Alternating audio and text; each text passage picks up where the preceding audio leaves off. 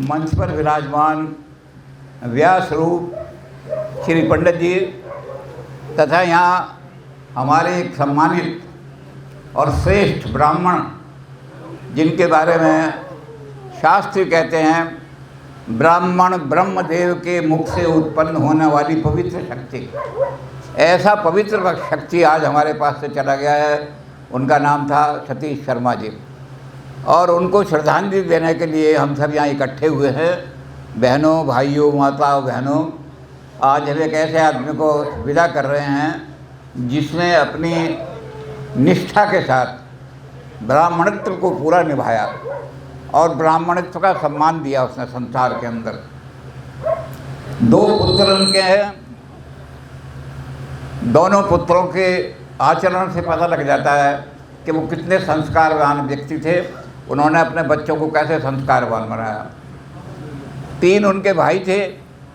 अभी उनकी माता जी भी जीवित हैं, इसलिए सबसे ज़्यादा शोक का अवसर है कि माता जी के होते हुए और उनका पुत्र सामने उनके चला जाए। आज इस शोक और वियोग से हमें सारे के सारे संतप्त हैं। जितने भी बैठे हुए हैं सबके मन में ये हो रहा है कि एक बड़ा आदमी चला गया जिसकी माँ भी बैठी हुई है, पत्नी का सुहाग छिन गया, बेटों के ऊपर से एक साया चला गया। जब सारे के सारे महाभारत में पांडव सारे जा रहे थे और सारे बेहोश हो गए थे, यक्ष के जो प्रश्न थे उनके जवाब में दिया गया था। तो यक्ष ने एक प्रश्न किया था कि धर्मराज एक बात बताओ, इस पृथ्वी से भारी भी कोई चीज़ दुनिया में है? ये सारी पृथ्वी हमारे सामने है, क्या दुनिया में कोई ऐसी चीज़ है जो पृथ्वी से भी भारी हो? और या कोई तुम दुनिया ऐसी चीज़ बताओ हमें जो आकाश से भी जिसका पद ऊंचा हो। ये दुष्ट ने हाथ जोड़ करके कहा, हे यक्ष, दुनिया के अंदर सबसे भारी चीज़ जो है इस पृथ्वी से भी भारी वो माँ है।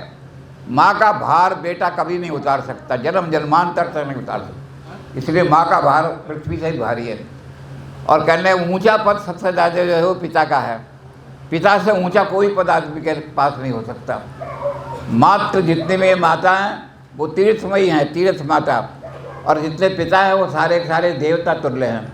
तो ऐसा व्यक्ति हमारे घर से चला गया। बच्चों को लग रहा है कि हमारे सर से बड़ा साया उठ गया। जब एक बड़का पेड़ होता है, बरगद का पेड़ होता है, उसके नीचे छोटे छोटे पेड़ होते हैं और लोग जा कर के बैठते हैं। अगर वो पेड़ गिर जाए तो साए में बैठने वाले लोगों को बड़ा दुख होता है कि अब कहाँ बैठेंगे। आज बच्चे ये सोच रहे हैं, दोनों भाई, कि हमारे सर पर जो बहुत बड़ा साया था आज वो साया उठ गया है।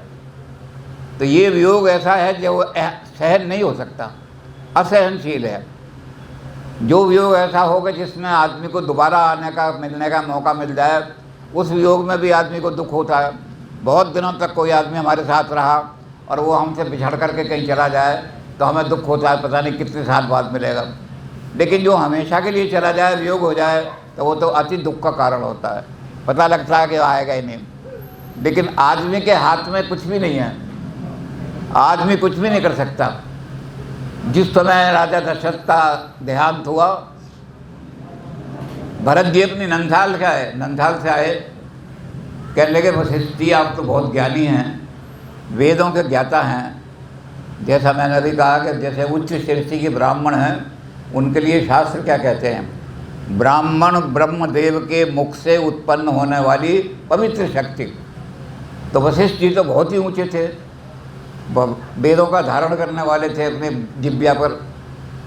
तो भरत जी हाथ जोड़ के कहने लगे कि एक काम कर दो, मेरे पिताजी जो हैं ये मुझसे थोड़ी देर कुछ अंतिम बात कर सकें कि हम कुछ कहना चाहते हैं, क्या होगा। वशिष्ठ जी कहने लगे कि ये जो सांस हैं आदमी के, ये बाज़ार में नहीं बिकते हैं। तू सारा राज्य भी अयोध्या का लगा देगा तो एक सांस भी खरीद के नहीं ला सकता। करम कमंडल हाथ ले, जीव चहों दिस जाए, सागर कूप तड़ाग लो, बूंद अधिक ना पाए। जितने सांस अपने करम कमंडल में आदमी डलवा कर लाया है, भगवान ने जितने सांस उसके करम कमंडल में डाले हैं, उससे अधिक एक सांस भी आदमी को नहीं मिल सकता। आपकी सारी दौलत लग जाए तब भी नहीं ले सकती।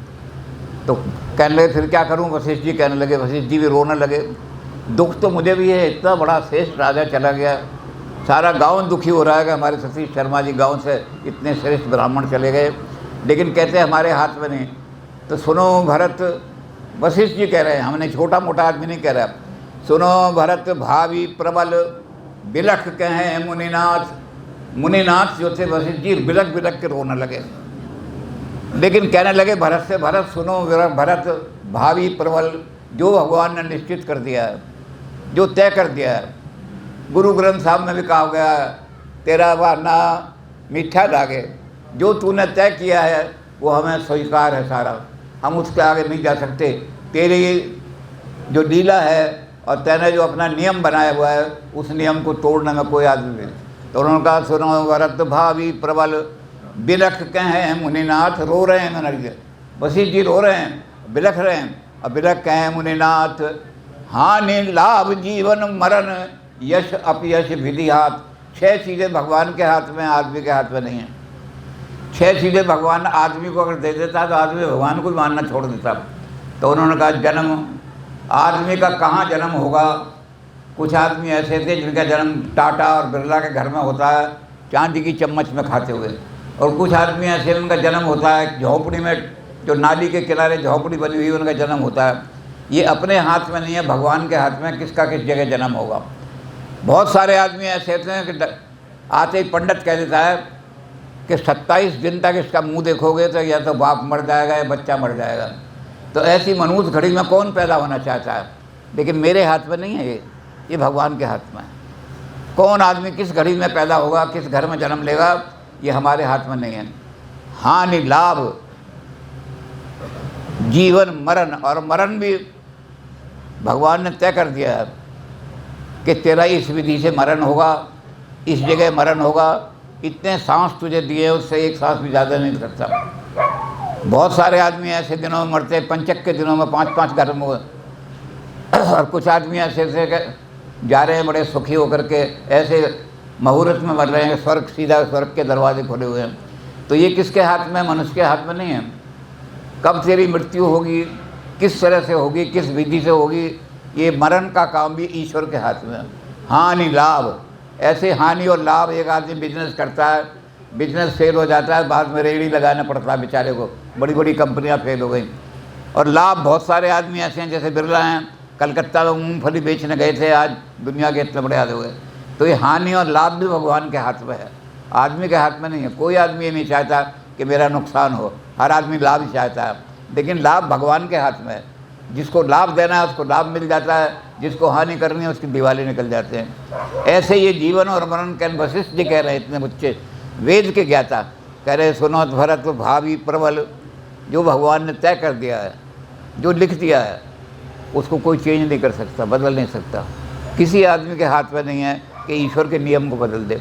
ईश्वर ने जिस विधि से जो तय कर दिया है, लेकिन ये कह दिया है कि तेरे बच्चे अगर तेरी सेवा करेंगे तो उन बच्चों से ज़्यादा भगवान कोई आदमी नहीं है। राम को जब राज मिल रहा था तो कौशल्या के पास गए, कौशल्या तिलक लगाने के लिए थाली लिए खड़ी थी। राम कह ले दीन पिता वो एक कानन राजू, माता मुझे अयोध्या का राज नहीं दिया, पिताजी ने मुझे वनवास का राज दिया है, वनों में जाओ वहाँ का राज करो। तो माता कह रही मैं तो खड़ी थी, मेरा बेटा बड़ा भाग्यवान है, आज राजा बनेगा। राम कहने लगे भागवानी का लक्षण ये नहीं है कि हमें पद मिल गया ऊंचा। लोग षड्यंत्र करके धोखा करके ऊंचा पद प्राप्त कर लेते हैं, कोई मंत्री बन जाता है, कुछ बन जाता है, ये भागवानी का लक्षण नहीं है। फिर कहते हैं कोई किसको कोठियाँ मिल जाएँ, कहते कोठियाँ तो ऐसे आदमी जो चोरी करते हैं, घोटाले करते हैं, वो भी बड़ी बड़ी कोठियाँ बना लेते हैं, ये भी भागवानी का लक्षण नहीं है। तो कौशल्या कहने लगी बेटा फिर भागवान कौन आदमी है। उनका माता बस कोई सुन माता कोई सुत बड़ भागी, जो पितुआ हाथ चरण अनुरागी। जिस आदमी को माँ बाप की सेवा करने का मौका मिल जाए उससे बड़ा भागवान कोई आदमी नहीं होता। अमेरिका में पहुँचे हुए हैं आदमी, 1-1 लाख रुपया 2-1.5 लाख रुपया ले रहे हैं, लेकिन वहाँ बैठे हैं, माँ बाप की यहाँ डेथ हो गई, कहते हैं हमारे पिताजी की लाश को उसमें रखवा देना मॉर्चरी में, हमें फ्लाइट नहीं मिली है। तो तुम 1.5 लाख रुपया कमा रहे हो, ये भागवानी का लक्षण नहीं है। माता पिता की सेवा करने का जिसको मौका मिल जाए उससे ज़्यादा भाग्यवान कोई संसार में नहीं था। तो ये भाग्यवान है, माता पिता की सेवा की इन्होंने, बड़ी सेवा की दोनों बच्चों ने, दोनों भाइयों ने। और इससे ज़्यादा राम कहने लगे कि जिसको माता पिता की सेवा करने का मौका मिल जाए तो इन्हें खूब मौका मिल गया। तो बच्चों को भागवानी दे करके, इनकी सेवा दे करके वो इस संसार से गए हैं। उन्होंने संसार में जो कुछ छोड़ा है, जो छाप छोड़ी है समाज के ऊपर, वो अपने ब्राह्मणत्व की छाप छोड़ी है, वो बच्चों में दिखाई देती है। दोनों बच्चे संस्कार, दोनों भाई बड़े संस्कारवान हैं। अगर ये संस्कारवान ना होते तो माँ बाप की सेवा भी नहीं करते। ये बच्चे सेवावान हैं, लेकिन दुख क्या होता है, जन्म जन्म तेरी माता रोए।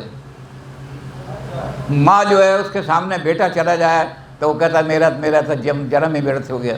लेकिन हम कहते हैं माँ, भगवान ने तुझे जो दिया था इतने दिन के लिए दिया था। भगवान ने तुझे दिया था कि ये 70 वर्ष का होकर के और तेरे साथ से चला जाएगा। 70 वर्ष का जब हो जाएगा तो मैं वापस ले लूँगा। ये मेरी दी हुई वस्तु है, मैंने तुझे दी है इस रूप में। ऐसी पत्नी को कह देते हैं कि पत्नी को कहा कि तुझे पति मिलेगा, बहुत अच्छा पति मिलेगा, लेकिन इतने दिन के लिए मिलेगा, इससे ज़्यादा नहीं मिलेगा। तो क्या करना पड़ता है फिर, जो दुख है और शोक है उसको सहन करना पड़ता है। दुख और शोक को सहन करने के लिए इससे आगे हमारे पास कोई नहीं जाता। सारे धर्म यही कहते हैं, इस्लाम भी यही कहता है, इन्ना अल्लाह मास्ताबरीन। कुरान शरीफ में लिखा हुआ है कि जो मेरी इच्छा के आगे सब्र करना जानते हैं, कि भगवान तेरी इच्छा के आगे हम नतमस्तक हैं, हम अपना सर झुकाना चाहते हैं, तो जो इस करके मैं अल्लाह कहता है मैं उनके साथ हमेशा खड़ा रहूँगा, उनके दुख का हरण मैं करूँगा। जो दुख देने वाला है संसार के अंदर, कोई उसके दुख को दूर नहीं कर सकता। गीता में भी भगवान ने यही कहा है, जातस्ते ही ध्रुव मृत्यु। जिस दिन आदमी का जन्म होता है उस दिन मृत्यु भी छाप दी जाती है, ध्रुव कर दी जाती है। जैसे हम मोहर लगा देते हैं ना, ध्रुव कर देते हैं कि ये किसी की अपॉइंटमेंट हो तो कहते हैं 60 साल की उम्र में तुम रिटायर हो जाओगे। तो गीता कहती है जातस्ते ही ध्रुव मृत्यु। जिस दिन आदमी का जन्म होता है उस दिन मृत्यु तय कर दी जाती है आदमी कि तुम इतने साल इस दुनिया में रहोगे, इसके बाद तुम नहीं रह सकते। तो फिर क्या करें? तो हम एक ही काम कर सकते हैं, अपना परलोक सुधारने के लिए अच्छे काम कर सकते हैं। हमें जब जाना है लंबे सफ़र पे, वो लंबा सफ़र इतना लंबा सफ़र है, यहाँ तो आप कर लेते हैं रिजर्वेशन करा दो जी, अमेरिका जाना है, लेकिन उस सफ़र के लिए कोई रिजर्वेशन नहीं होती। वहाँ तो एक ही रास्ता है, ना कोई आपको बढ़िया गाड़ी मिलेगी, ना जहाज़ मिलेगा, वहाँ कंधे पर ठठरी के ठेले पे ही जाओगे आप। ये अंतिम यात्रा ऐसी है कि हाथवे में कोई किसी तरह का को आपको नहीं मिलता, कोई साधन नहीं मिलता। तो आदमी को चाहिए कि पहले इसके लिए, क्योंकि जातस्ते ही ध्रुव मृत्यु, जन्म के साथ ही आपकी मृत्यु तय हो गई थी, अज्ञान के कारण से हमें पता नहीं होता। तो इसलिए जो आदमी अज्ञानी होते हैं वो तो शोक करते हैं, और जो आदमी ज्ञानी होते हैं वो कहते हैं भगवान तेरी दी हुई वस्तु थी, तूने हमें इतने दिन के लिए दी। बच्चे भी कहेंगे भगवान से, तूने भगवान इतने दिन के लिए पिता रूप में हम अपनी वस्तु दी, हम उसको समझ बैठे थे कि हमारी वस्तु है, इसलिए हमें बड़ा दुख हो रहा है। वस्तु तो तेरी दी हुई थी, हमारी नहीं थी। तूने अपनी वस्तु हमसे वापस ले ली, हम तेरी वस्तु को तुझे वापस कर रहे हैं। तुझे ये वस्तु गोविंदम तब हमें समर्पय। हम तेरी वस्तु को इस तरह से जैसे तूने हमें दी थी हम वैसे ही वापस कर रहे हैं तुझे। अगर इनकी सेवा में, अगर इनकी देखभाल में किसी तरह की कमी रह गई हो तो तेरी वस्तु के साथ अगर हमने अनादर किया हो तो उसका हम दंड भुगतने को तैयार हैं। हमने तेरी वस्तु को अच्छी तरह से बड़ी श्रद्धा के साथ अपने पिता की सेवा की और पिता का हर आदर्श माना। पिता ने हमें आज, पिता तो एक काम करता है, पिता आदमी का पालन भी करता है, पिता आदमी का संरक्षण भी करता है। आज इनके सिर से पालन करता भी चला गया, आज इनका संभव करना। तो भगवान कहते हैं, कृष्ण जी कहते हैं कि देखो ये तो तय है कि जो हमने लिख दिया, जो जिस दिन जातक से ही जिस दिन इसका जन्म हुआ था उसी दिन लिख दी थी कि 70 साल की उम्र में हम तुम अपने वापस ले लेंगे, अपने पास बुला लेंगे। तो उन्होंने कहा फिर क्या करें? तो फिर कृष्ण जी कहते हैं गता शून्य ना अनुशोचंती पंडिता। गता शून्य, जिसने अवश्य जाना है, सूरज ने अवश्य डूबना है 6 बजे, कोई रोक नहीं सकता। ये सारा नियम है कि सितंबर के अक्टूबर के महीने में 6 बजे सूरज हो जाएगा। इस नियम का पालन करने के लिए प्रकृति पालन करती है, मनुष्य के हाथ में नहीं है। तो ऐसे ही मनुष्य का जीवन जो है वो भगवान के हाथ में है। तो गता शून्य, जिसने जाना है वो अपने जाने के लिए तैयारी करे। जवानी में अदम के वास्ते सामान पैदा कर, परलोक सुधारना है अपना घर। अगर अपना परलोक बनाना है तो ये सोच ले कि मुझे एक दिन तो इस संसार से जाना ही है, मेरी मृत्यु तो ध्रुव हो चुकी है, तय कर दिया गया कि इतने सांस के बाद एक सांस नहीं मिलेगा। तो क्या करेंगे आदमी, फिर जवानी से ही तैयारी कर देते हैं, परलोक सुधर जाए हमारा। जवानी में अदम के वास्ते सामान पैदा कर, मुसाफिर सबको उठते हैं जो जाना दूर होता है। जब लंबा सफ़र करना होता है तो भाई सुबह कौन सी कहाँ जाना है तो रात से बिस्तर बांधना शुरू कर देते हैं, कोई चीज़ रह ना जाए, अरे वहाँ बारिश बहुत होती है, कहीं छतरी ना रह जाए, कहीं टॉफ़ी ना रह जाए। तो ऐसे ही जो विद्वान आदमी हैं वो अपना परलोक सुधारने के लिए और सारे घर वाले उनके जो हैं उनको स्वर्ग पहुँचाने के लिए जवानी से ही काम शुरू कर देते हैं। जिसने जवानी में ये सब कुछ कर लिया उसे फिर ये नहीं होता कि हम कहाँ जाएंगे क्या नहीं होता, सीधा ही लगता है कि मैंने अपने अदम के लिए, परलोक के लिए, मेरी माँ ने, मेरी पत्नी ने, मेरे बच्चों ने इतना काम किया है, अब मुझे सीधा स्वर्ग मिल जाएगा। तो जवानी का सारा, इन्होंने भी, सतीश शर्मा जी ने जवानी में सारे पुण्य के काम किए। ऐसे पुण्यात्मा रहे कि अपने ब्राह्मणत्व को ज़रा भी आँच नहीं आने दी ज़िंदगी में। ना बच्चों को ऐसा किया, बच्चों को भी ये संस्कार दिया कि तुम ब्राह्मण हो, जिनके बारे में ये कहा गया है कि ब्राह्मण ब्रह्मदेव के मुख से होने वाली पवित्र शक्ति है, तो अपने जीवन में पवित्रता बनाए रखना। तो फिर उन्होंने दूसरी बार क्या कही, गता शून्य, जिसने ज़रूर जाना है, और अगता शून्य, जिसने जाना नहीं। आत्मा मरती नहीं, ना आत्मा जन्म लेती है ना आत्मा मरती है। इनकी आत्मा भी जो है वो ना जन्म लिया ना मरण हुआ, आत्मा कभी नहीं मरती। तो जो आदमी नहीं, जो पैदा ही नहीं होता और मरता ही नहीं, उसके लिए क्या दुख करना। और जिसने अवश्य जाना है, तय कर दिया है भगवान ने, तो उनके लिए कहते ना अनुशोचंती पंडिता। विद्वान लोग अनु का शब्द ये लगा दिया कि थोड़ी देर के लिए दुख होता है, लेकिन बार बार रोया नहीं करते उनके लिए। बार बार ये होता है कि हमने तो भगवान की जो वस्तु थी वो भगवान को वापस लौटा दी। और भगवान से हम यही प्रार्थना करते हैं कि हे भगवान, दुख का देने वाला तू है और दुख का मिटाने वाला भी तू ही है। तेरी शरण में वो जो हमारे पिताजी गए हैं उनको अपनी शरण में ऊंचे से ऊंचा स्थान देना। उनके शुभ कर्मों के कारण से वो तेरे ऐसी जगह पहुँचे हैं जहाँ उनकी आत्मा को बिल्कुल शांति मिल जाए। और चूँकि ये दुख तूने ही दिया है, तेरे ही दिया दुख है, तूने अपनी वस्तु, हम उस वस्तु के साथ खेल रहे थे, तूने अपनी वस्तु हमसे छीन ली, तो अब हम क्या करें। भगवान से कहते हैं कि तूने ये दुख दिया है, इस दुख को सहन करने की शक्ति भी तू ही देगा। तो हम भगवान से मानते हैं कि हे भगवान, आज ये इतना बड़ा दुख इस परिवार पर आया है, बहुत बड़ा परिवार आया है, पर दुख आया है। लेकिन राम भगवान क्या कहने लगे, छातियाँ उधर ताड़ना कर रही हैं औरतें, छाती पीट रही हैं, बाली मर गया, और बाली की पत्नी जो है वो छाती पीट रही है, उसके साथ सारे परिवार की औरतें छाती पीट रही हैं। तो राम गए, राम ने कहा किसके लिए रो रही है तू। कहने लगे मेरा पति चला गया। राम कहने लगे उनसे, क्षिति जल पावक गगन समीरा, पंच तत्व ये अधम शरीरा। ये जो 5 तत्व हैं जिसमें से आत्मा जब निकल जाती है तो अपवित्र हो जाता है। वो 5 तत्व मौजूद हैं इसके अंदर, इसका शरीर, इसमें हाथ भी मौजूद है, पैर भी मौजूद हैं, आँख भी मौजूद हैं, नाक भी मौजूद है। तो कहने ये तेरे सामने पड़ा हुआ है, अगर तू इसको अपना पति समझती है कि ये मेरा पति है तो उनको मना कर दे कि मैं अपने पति को नहीं भेजती, अपने घर में रख ले। कहने ये मेरा पति नहीं है, ये तो अपवित्र हो गया। जब आत्मा निकल गई अपवित्र हो गया। कहने फिर आत्मा तो मरती नहीं, तो आत्मा के लिए रोना क्या, आत्मा नहीं मरेगी, आत्मा अमर रहेगी। आदमी मर जाते हैं, उनके यश और कीर्ति अमर हो जाती है। महाराणा प्रताप की कीर्ति आज भी अमर है, रामचंद्र जी की कीर्ति आज भी अमर है, शिवाजी की कीर्ति आज भी अमर है। ये लोग अमर हो गए। तो गाँव के अंदर जिसने अच्छे काम किए हैं, गाँव वर्षों तक उसको याद रखेगा।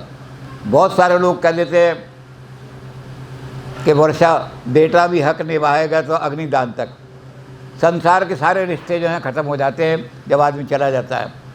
हम उनको कहते हैं तुम जानते नहीं, जो लोग नाखलफ होते हैं ना, जो ऐसे बच्चे होते हैं जो अपने माँ बाप की कुछ सेवा करना नहीं जानते और माँ बाप को बहुत समझते हैं, वो तो रिश्ता ख़त्म, उनका तो रिश्ता ख़त्म हो जाता है।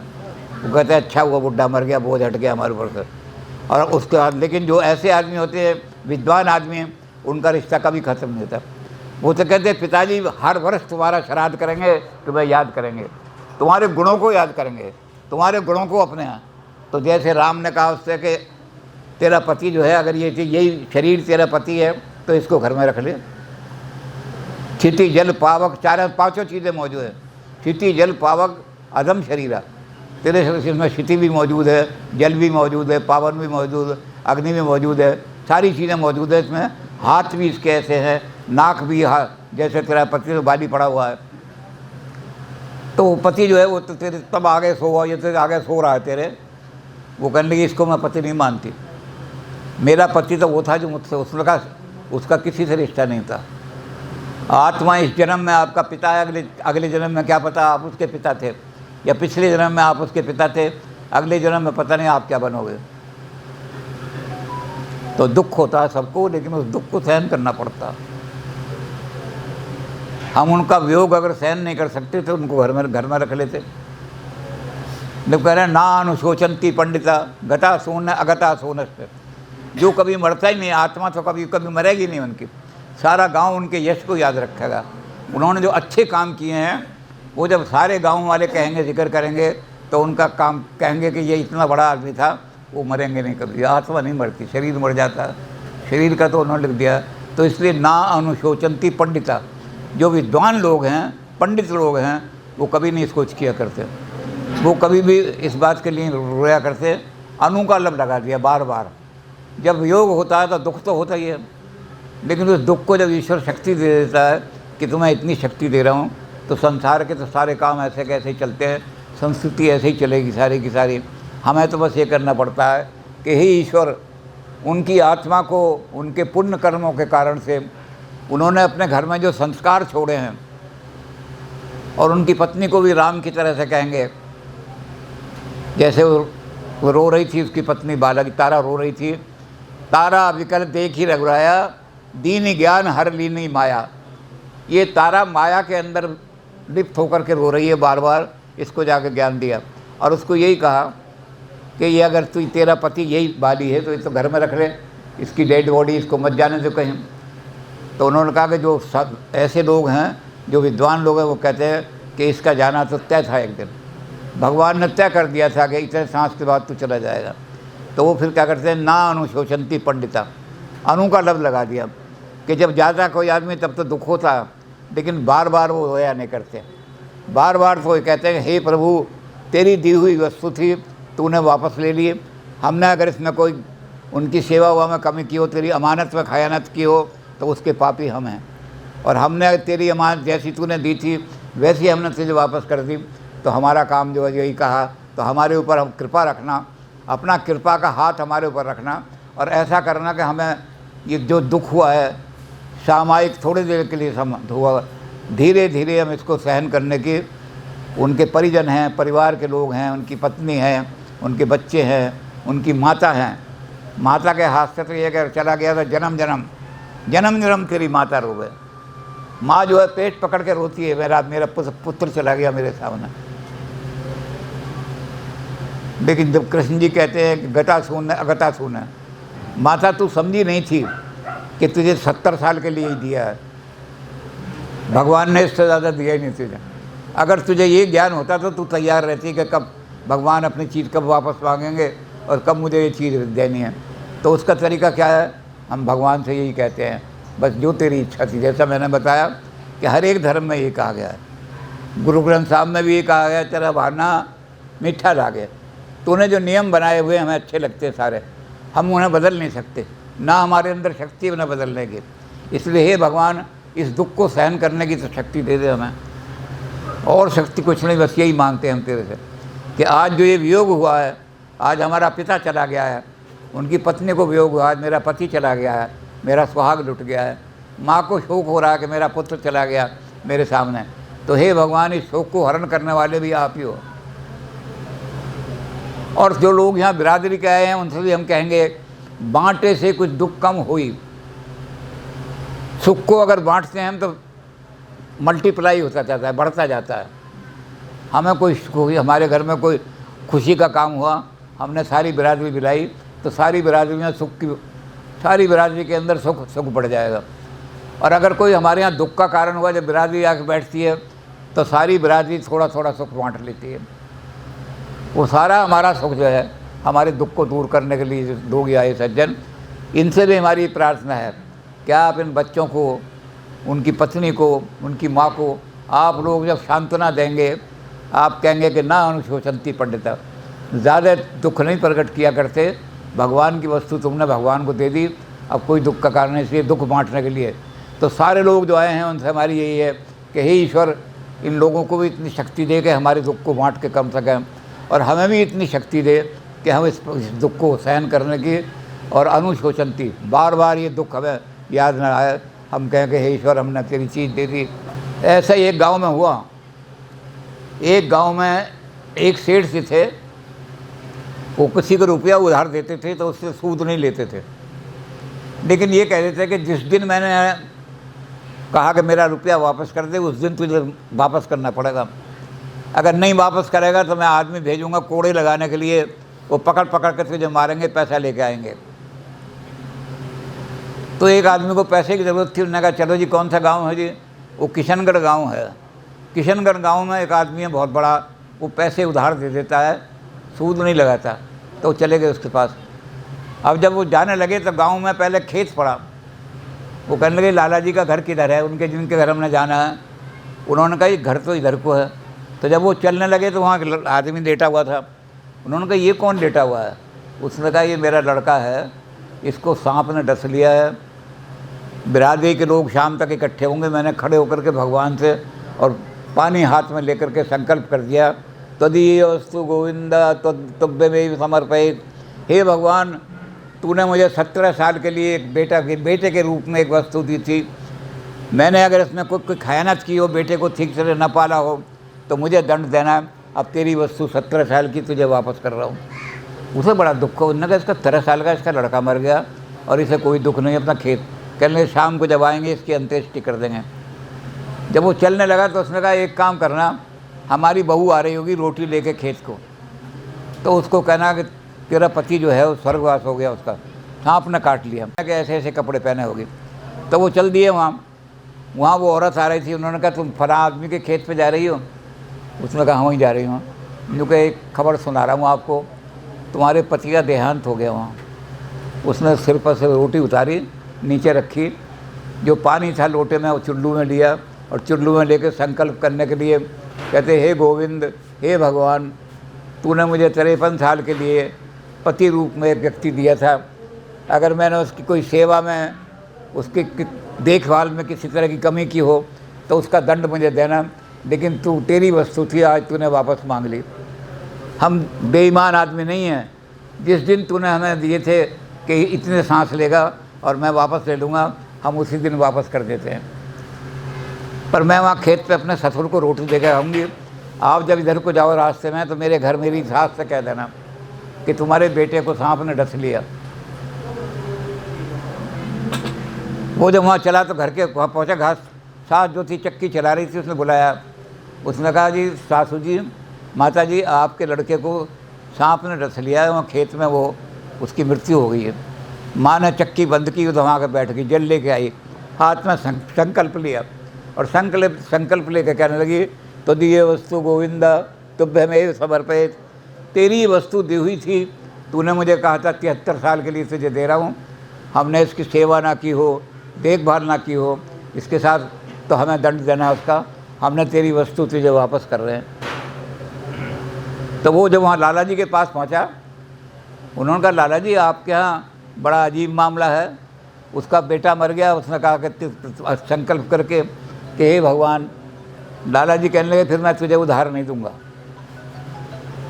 कहने लगे क्यों? कि ये लोग बड़े ईमानदार हैं, जो ही ना कोई एक पैसा भी दे देता है तो जिस दिन वो मांगने आता है उसको दे देते हैं। तो इनको सबको पता था कि ईश्वर की दी हुई वस्तु है, हमारी नहीं है, और जिस दिन वो अपनी वस्तु छाएगा हमसे ले लेगा। तो कुछ लोग दुखी होते हैं वस्तु को देने में, और कुछ लोग कहते हैं तो दिए वस्तु गोविंदा। कुछ लोग खुशी से कह देते हैं तेरी जैसी तूने नियति बनाई है, जैसी तूने अपनी नीति निर्धारित की है, जैसे तूने अपना कर्म निर्धारित किया है, उसके हिसाब से तूने अपनी वस्तु हमसे ले ली। हम तुझे नमस्कार करते हैं, बस इतना कर दे कि हमें दुख दूर करने की शक्ति दे दे कि हम इस वियोग को सहन कर सकें। तो हम कहते हैं हे भगवान, हम आपको सतीश जी को, सतीश शर्मा जी को अपने भाव भरी श्रद्धांजलि अर्पित करते हैं। और हम कहते हैं तुम हमारी आत्मा में, तुम हमारे घर में जन्म जन्मांतर तक जिंदा रहोगे। हर वर्ष हम तुम्हारा श्राद्ध करेंगे, बुलाएंगे, तुम हमारे घर में आना, तुम्हारी याद कभी हमारे मन से नहीं जाएगी। तो इस समय यही है कि इस समय का दुख दूर हो जाए। ये हमारा दुख दूर हो जाएगा तो संसार में फिर हम अत्यंत जिस तरह से तुम चाहते थे कि मेरे बच्चे फले फूलें, हर एक पिता ये चाहता है। जिस पिता के बच्चे खराब निकल जाते हैं वो तो दुखी होता है, लेकिन जिस पिता के बच्चे संस्कार निकलते हैं तो हर पिता का यही होता है कि मेरे बच्चे खूब फले फूलें। तो हम भगवान से प्रार्थना करेंगे कि हमारे पिता को, हमारे गांव के एक बहुत ही विद्वान आदमी को, सच्चे पवित्र आत्मा को, जिन्होंने सदा संसार के कल्याण के लिए, गांव के कल्याण के लिए काम दिया, हे भगवान उनको अपने ऊंचे से ऊंचा स्थान अपने चरणों में देना, उनकी आत्मा को शांति देना।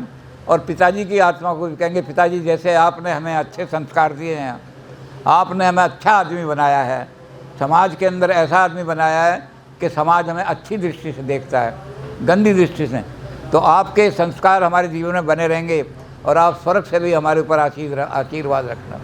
हमारी संतति जो हो आगे वो भी ऐसे ही संस्कारवान हो, पवित्र आत्मा हो और कल्याणकारी हो, दुनिया का कल्याण करने वाली। तो हे पिताजी, हम तुम्हारी आत्मा से इतना ही मांगते हैं। तुम्हें भगवान ने अपने पास बुला लिया, ठीक है, अब आप इतना तो कर दो कि हमारे घर में संस्कार कभी ख़त्म ना हो।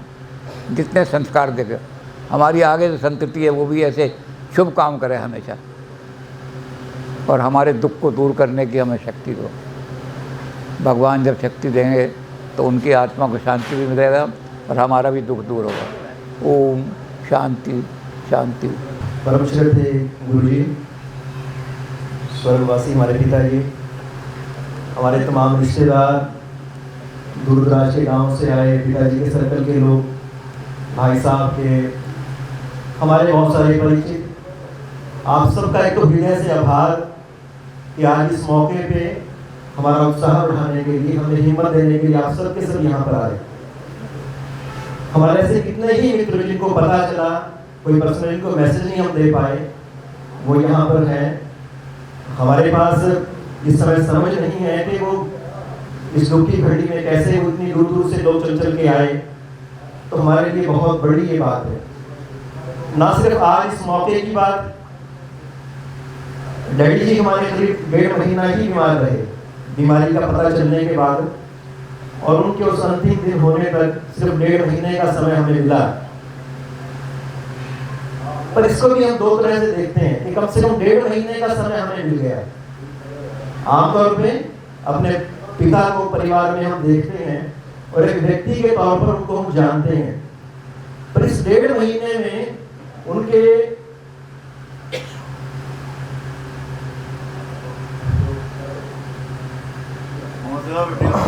तो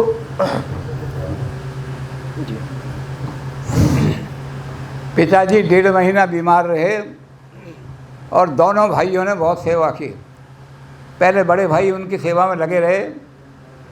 सरकारी मुलाजमत है, छुट्टी लेने में दिक्कत पड़ती है, लेकिन अर्न लीव पड़ी हुई थी, उसे भी लेकर के आधा लेकर के। तो जैसे मैंने शुरू में कहा था कि सुन जननी सोई सुत बड़ा भाग्य, सबसे बड़ा भागवान बेटा वो है जिसे माता पिता की सेवा करने का अवसर मिल जाए। तो इन्होंने वो भागवानी अच्छी तरह लूटी अपने पिताजी की सेवा करने। और फिर उसके बाद हमारे विकास जी लगे रहे। हमने 3 बार इनको फ़ोन किया, इन्होंने कहा मैं अस्पताल में हूँ, पिताजी की सेवा में हूँ। तो पिताजी की सेवा में इन्होंने सारा जीवन लगाया, अपना सारा समय लगाया। भगवान इनके ऊपर अपनी कृपा रखे और जो पिताजी छोड़ करके चले गए हैं उनका दुख जो व्याप रहा है उसको धीरे धीरे भगवान ख़त्म करे। जितने बिरादरी के आदमी यहाँ आए हैं, गांव के आदमी यहाँ आए हैं और जितने रिश्तेदार यहाँ आए हैं, हम अपने परिवार की तरफ से, हमारे दोनों बच्चों की तरफ से और उनके जो 3 भाई थे उनकी तरफ से आप सबका धन्यवाद करते हैं कि हमारे दुख को बांटने के लिए आप लोग यहाँ आए। दुख हमेशा बांटने से घटता है। 2000 आदमी अगर आए तो हमारा अगर एक मन दुख था तो 2000 जगह बढ़ जाएगा। तो आप लोगों का बहुत बहुत धन्यवाद इस परिवार की ओर से किया जाता है कि इस परिवार के दुख को बांटने के लिए आप यहाँ आए और आप सदा इस परिवार के साथ ऐसे ही अपना संबंध बनाए रखेंगे, ऐसे ही स्नेह बनाए रखेंगे ताकि इनको किसी तरह का वियोग का दुख न होना पाए। इन्हें ये पता न लगा कि हमारे पिताजी हमें छोड़ के चले गए हैं। गांव में जितने बुजुर्ग हैं अपने सिर पर इन पर हाथ रखें, दोनों के ऊपर हाथ रखें। तो मैं एक बार फिर सबका बहुत बहुत धन्यवाद करता हूं कि परिवार की ओर से ये बहुत भावुक हो गए हैं हमारे और भावुक होकर के खड़े हो गए हैं। लेकिन इनकी ओर से इनकी ओर से सारे परिवार का, सारे गांव का, सारे यहाँ हमारे माताएँ आई हुई हैं, बहनें आई हुई हैं, उन सब की ओर से मैं आपका बहुत बहुत धन्यवाद करता हूं कि आपने आकर के हमारा दुख बांटा।